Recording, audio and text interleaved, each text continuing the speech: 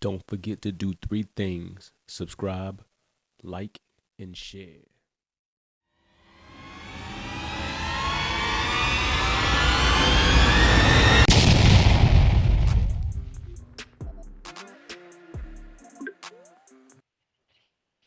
What's going on, everybody? This is Nick from On the Block with Nick, a podcast designed to inspire, motivate, and educate someone somewhere around the world. Today we have Cosmo, and I hope through our conversation we inspire someone out there listening. What's going on, Cosmo? How you doing? I'm good. How are you? I'm good. I'm good. So we're just going to dive right into it. Where are you from? I am from a small town in like 45 minutes away from Durham. Like it's called Henderson, North Carolina. Oh, so you grew up in So, Henderson, North Carolina. hmm hmm Okay. How was that? What was that like? um, I mean, it's a very small town. Everybody knows everybody. Um, I had moved when I had finished elementary school to Pennsylvania, and then I just moved back due to some family issues. And then I came to school here after I graduated. Oh, okay. Okay. So,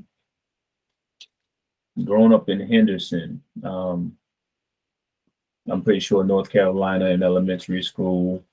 Did you ever have any problems growing up?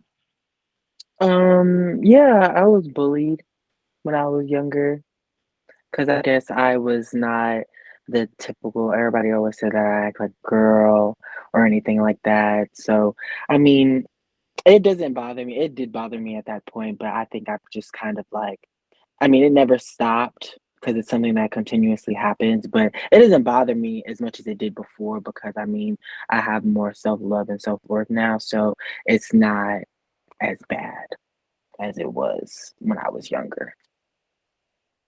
Okay, so when you was younger, um, you said you acted like a girl. Mhm. Uh, Tell me a little bit more about that. I guess the way that I talked, the way that I walked, I guess, like I also danced and I wasn't the typical like, you know, I guess you would say boy. I had a whole lot of girlfriends. Also like when I was younger, I did live with only my mom. I didn't live with my dad. So I didn't have that like masculine figure in my life. I was living with a whole bunch of girls. So I mean, in my opinion, that's what I thought. I thought it was that I was with a whole bunch of girls, and then I never really thought anything of it. But I mean, I did get a lot of hate in school for it. So, Okay. Um, so I don't want to assume anything. So what mhm. is your dating preference? I am a part of the LGBT community.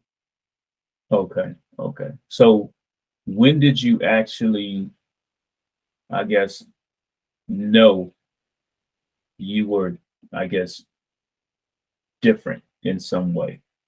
Um, when I finally, when I moved when I moved from Henderson, I had went to go stay with my dad in Pennsylvania. I started middle school, and that's when I really started to, I guess you would say, explore my sexual orientation.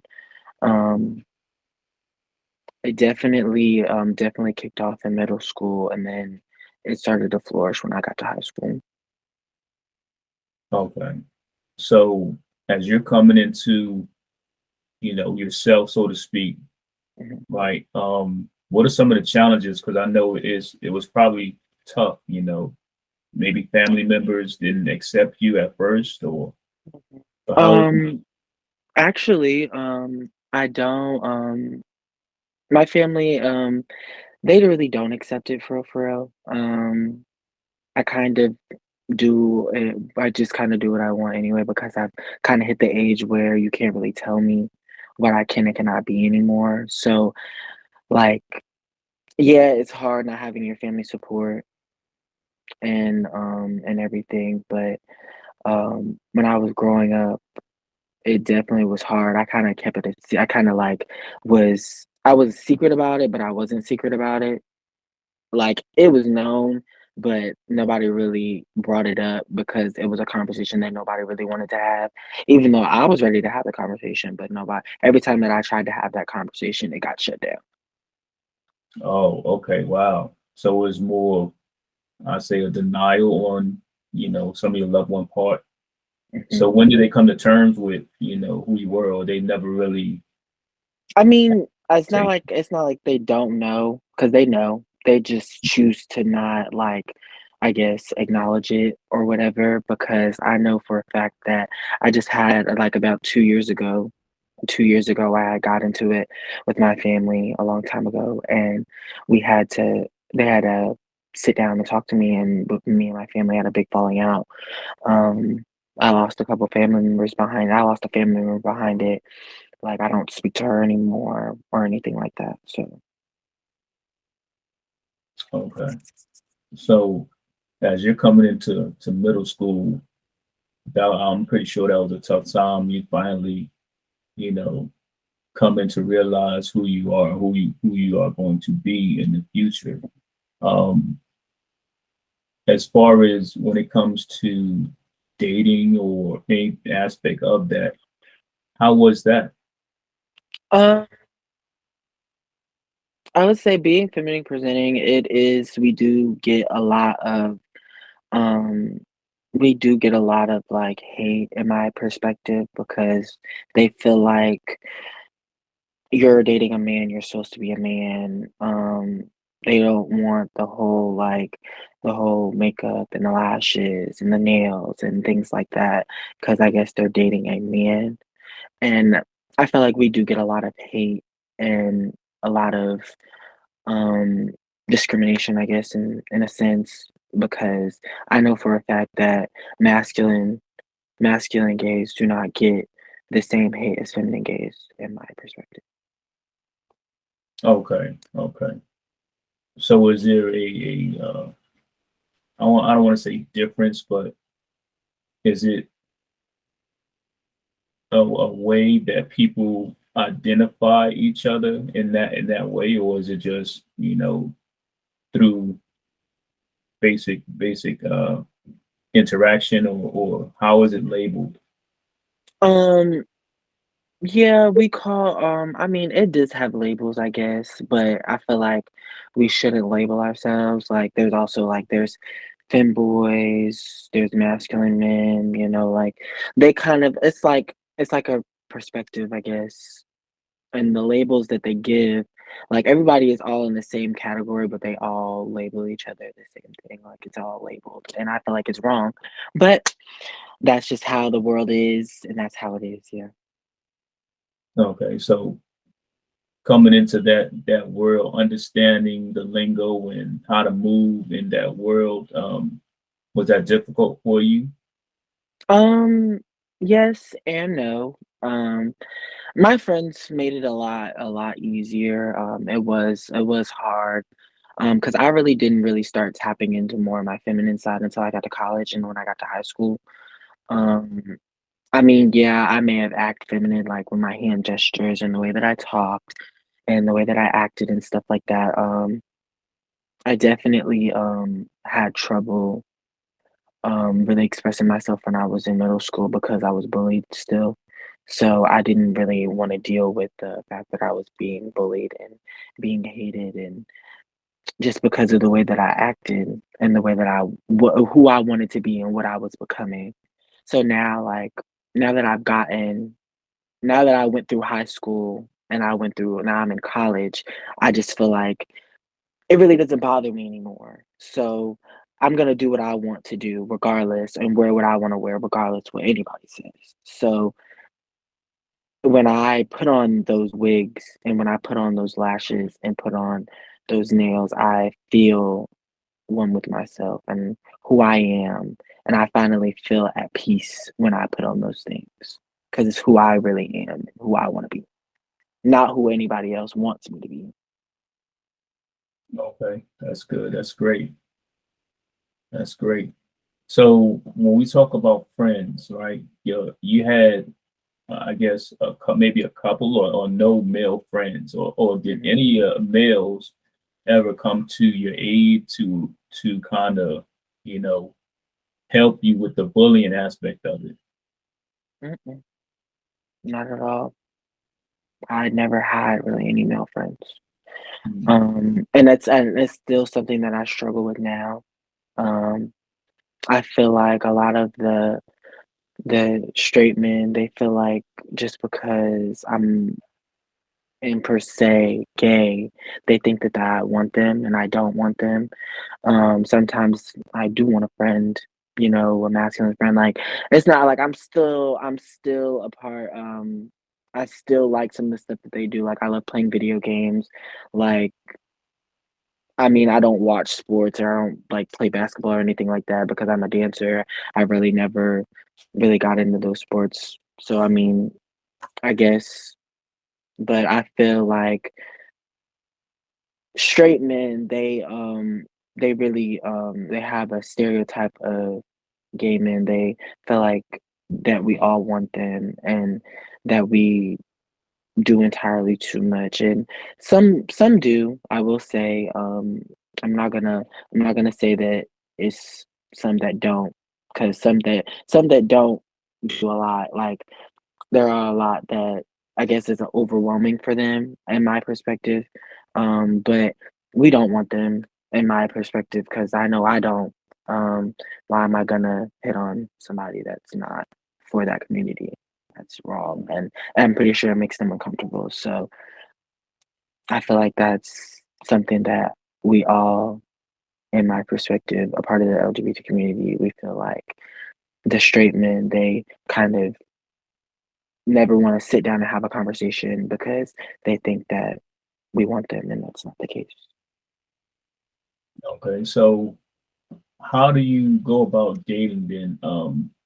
Is it, I know it has to be kind of difficult identifying or you know, in the Yeah, like, selection. oh, I'm sorry. Go ahead. No, go ahead. Go ahead. Yeah, it is. It's a little hard. Like when you don't really knowing about the person, it's like it's kind of like a hit or miss. Like you kind of gotta guess. Like, are they a part of the community? Are they not a part of the community? Like, if you want to be bold and say something and then it turns completely wrong, that's something that we also deal with. I know it's hard for me because I know like I'm not very open. I'm not very like I wear those things. They know who they. I'm pretty sure everybody knows when I put on those things. Like, but like for a masculine presenting man, you never really know because you may hear rumors and it's like, oh well, like I don't want to just go up and ask him or anything like that. That's kind of like it's kind of rude in my perspective because it's like then if you're wrong, then that could be another issue that you have to go through. So Wow. Wow. Okay. So, man, that's kind of hard. It's kind of hard. That's really kind of hard.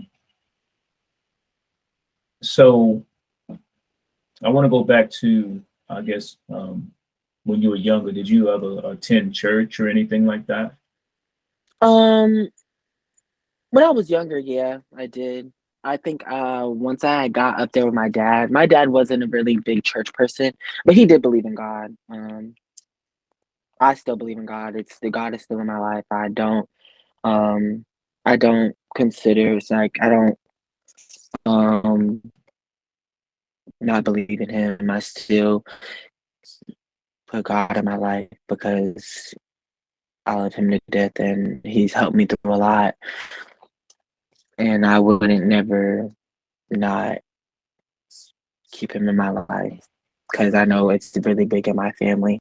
Even though I did stop going, I still I love gospel music to death. Um, it's just I don't listen to it as much anymore, but I do need to I would like to go back to really really tap in with it again, but with school and stuff right now, I'm trying to find the time to do it right now, but I will eventually get it back in the motion to go. So, did you or do you have a fear, or what did this ever happen?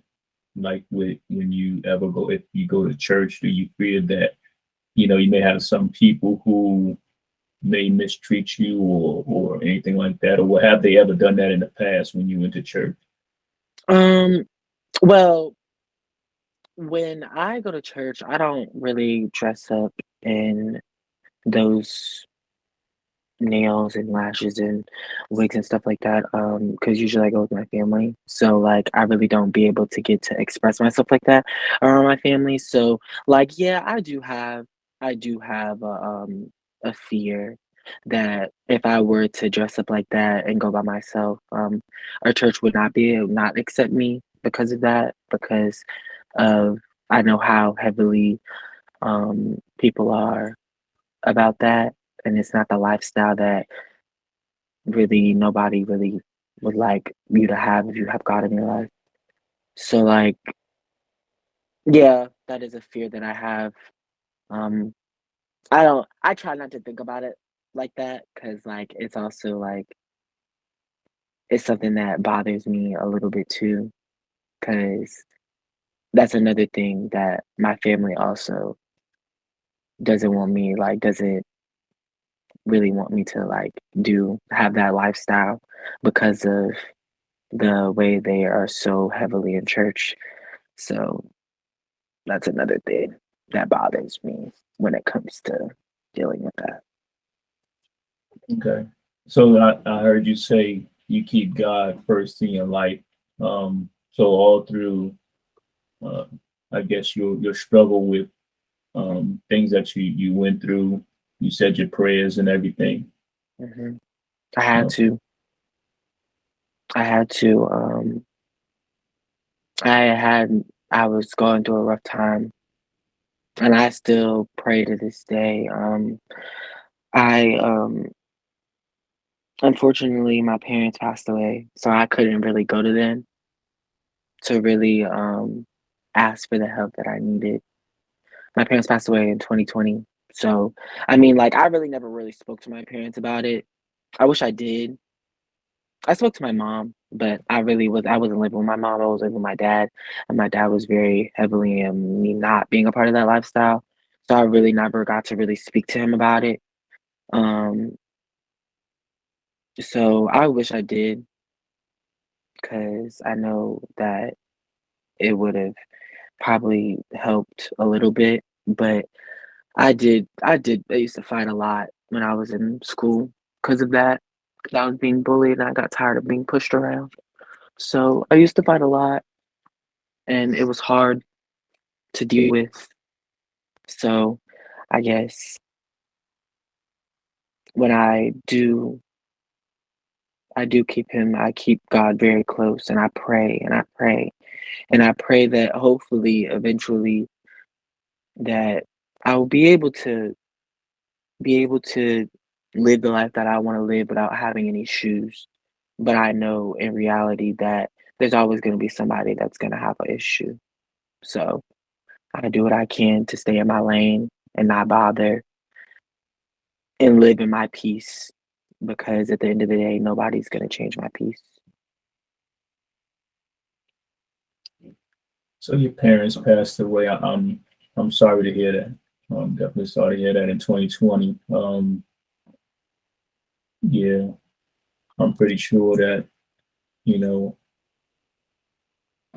I can't say for sure that they're in a better place, but you know They're I hope watching. yeah I hope that they're watching over you, and hope you find peace in that situation. So you're attending a HBCU. What are some of your goals? And then the second part of that question is, um, how has your experience been thus far as a gay black man attending the HBCU? Um, my goals are to become a teacher I want to be an elementary school teacher because I love kids, and um, being a part of the LGBT community and becoming a teacher, I feel like it would help a lot of the kids that are, I guess, being bullied because they really don't know what they are, how they are, or what they are now and that at that age. And I feel like having a role model showing that they can do those things, that it doesn't matter if you're feminine, masculine, a part of the LGBT community, if you're not, that you can still do what you aspire to do. I've had a lot of challenges that have really brought me to the point where I just wanted to give up. And I've really pushed through to get where I am today. Um, I've done a lot. I have really tried, and my goal is to really to become a teacher and to be a role model to those students that are future educators. Because I feel like I would be a great role model. I feel like I would be a great role model to those kids because of how much I've gone through. And being a part of the LGBT community, being a part of the LGBT community and going to an HBCU, um, I mean, yeah, it has its struggles. Obviously, people stare. Um, I mean, and nothing that I haven't gotten before. But I mean, it's a lot less. Obviously, the females they don't really say anything. It's more of the males that are the problem because I stay in an all boys dormitory. So I mean, I don't speak to anybody on my door out on my floor. Nobody speaks to me. Nobody makes an effort to talk to me. So I'm kind of in a bubble by myself. So I don't I'm not gonna force them to speak to me. Nobody wants to have a conversation with me, so I'm not gonna force them to. Like I said, and back to what I had said before about the straight men not speaking or wanting to have a conversation. Some speak, some say hello, say what's up. I say what's up.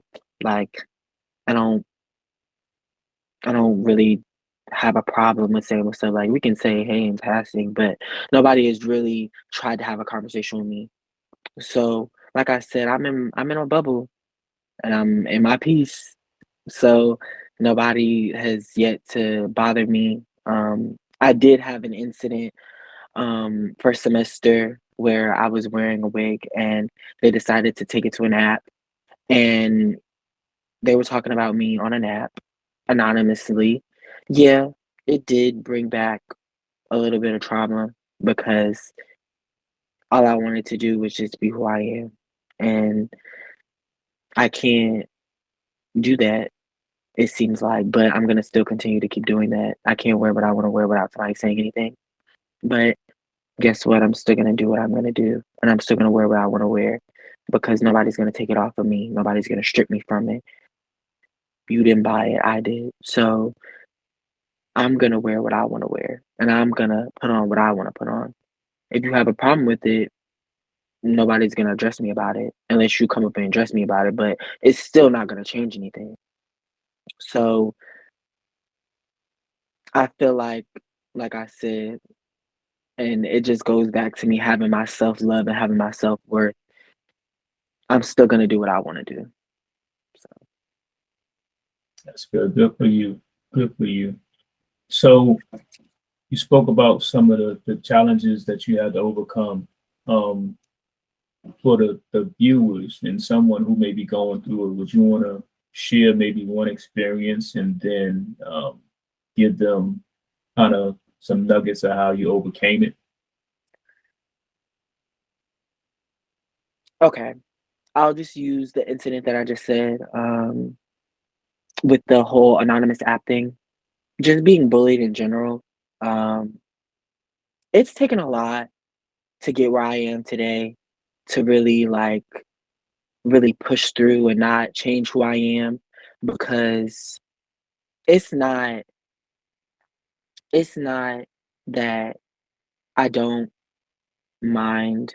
I don't mind. I don't wear those things for anybody else's pleasure. I wear them for mine.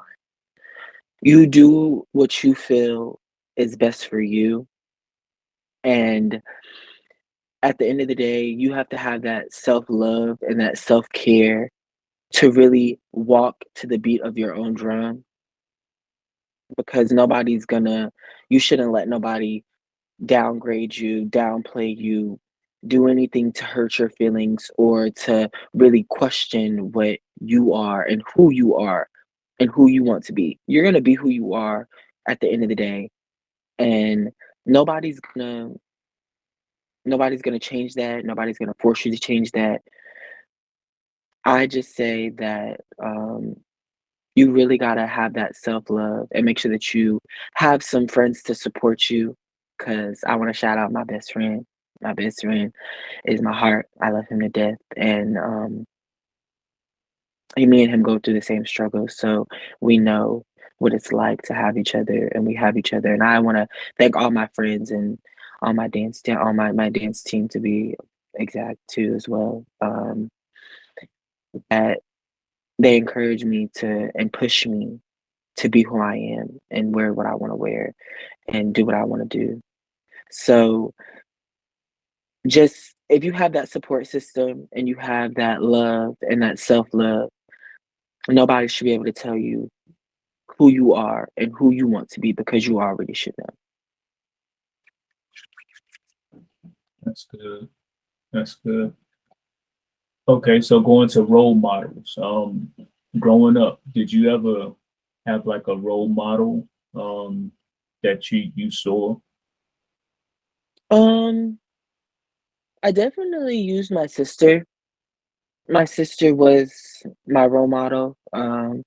She's also a part of the LGBT community, but I feel like um, she definitely is my ride or die. Um, I definitely did tell her a lot. I told her about a lot of things that helped me. She was the person that I ran to. Um, I love her to death, and I wouldn't be um, here without her. I really wouldn't.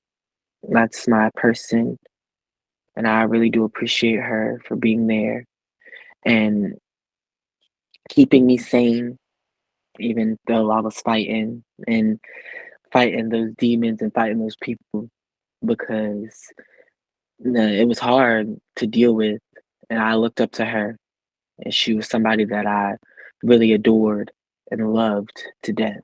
So I thank her so much. That's good. I'm glad she was there for you in your time of need. Did you ever have any, or do you have any fear? People who don't necessarily agree with your lifestyle nowadays, they kind of get violent. Do you have any fear of being out in public or anything like that? Um, I do have a fear that I do have a fear that one day I will have that encounter where I have to fight for my life like that. I feel like I shouldn't, but that's another thing that worries my family too. If I do go out like that and I do have to fight for my life, that is a fear that I have. It's a fear that I have to fight for my life on this campus because you never know what somebody is thinking or what somebody is thinking about or doesn't like or brutally hates because just because of who they are. So I don't know. That's something that I do fear. I've had family members um, degrade me and stuff like that, and call me out my name and use the F slur and be disrespectful. So I mean, I wish that it didn't happen, but like I said, I can't change how somebody feels. So I mean, if they don't like it, oh well. I'm not gonna change who I am for anybody. Okay. I know it must be extra tough being a double minority, being black and please educate me as well. Is gay the proper term, or is it something else? Yeah, you can say gay, you can say homosexual. Um, that's why I just say a part of the LGBT community, because I mean, it is true that is the specific term for liking the same sex. Um, but yeah, I'm actually non-binary. My pronouns are they them. I don't really consider myself a part of a different, I don't identify as a man or a woman. I'm just me. I am who I am. So I would don't use the pronouns he, him. I use the pronouns they, them. Um, and a lot of people get it confused. I do have to, correct and educate some people about that. I didn't really start going by they, them until I really started to really find myself more when I got up into the ages and got older. Um, so, and I really didn't really, like my friends know, of course. I really didn't really tell my family members because I feel like I don't really like to explain that part of my life to them. I feel like I just let them be.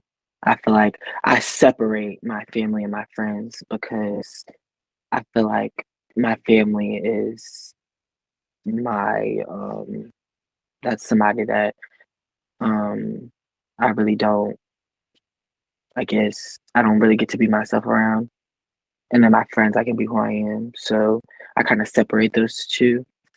Um Which I shouldn't, but I do because I try to avoid a conflict at all times. I, I, so, is there anything that you would like to say to the viewers that may inspire somebody, um, but help them in a situation that they may be going through, similar to yours? Um, I would just have to say, don't let anybody walk over top of you and do you the way that I let some people do me. I wish I would have stood up before it got worse, before I had to start fighting. Um, I don't say I say avoid all fighting and all that because at the end of the day, you're going to be fighting those battles to the day that you pass away. Um, Fighting's not going to get you anywhere. Um, like I said before, if you have that self love and that self care, you shouldn't really care about what anybody else has to say to you. Um, Definitely find an outlet. I use dancing as an outlet. Definitely worry about your mental health first because your mental health is very important. Um, and also, if you have those supporting friends, definitely keep them around because your friends are definitely going to help the situation a little bit better. The people that stand up for you are the ones that really are the ones that really care and that are the ones that are gonna do what they can to make sure that you feel comfortable. Um, I just feel like be who you are. Don't let anybody tell you who you can and cannot be. And that's all. That's it. Well, you was definitely inspiration for myself. I'm glad you came on this episode, and I hope that you get on future episodes as well because I enjoyed this conversation that we had. I would love to. I think I feel like my story should be heard a little bit because I don't talk about it as much. So hey, I would love to do another episode. That sounds great. That sounds great. Okay, well, we got the block hot, and we're gonna be out. Peace. Bye.